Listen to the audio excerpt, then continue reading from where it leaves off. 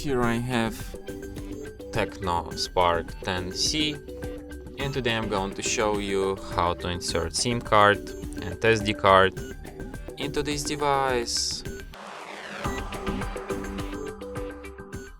So for this operation you'll need this kind of tool, which might help you to eject the SIM card and SD card slot.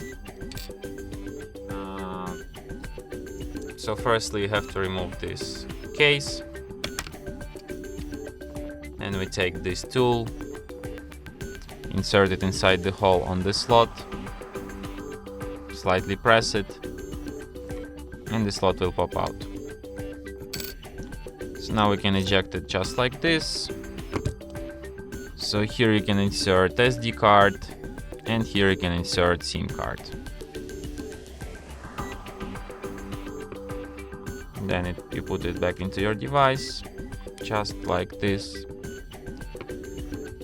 And as you can see, now I have like a LTE, mobile connection, and also some SD card notification, which proves that both cards are detected.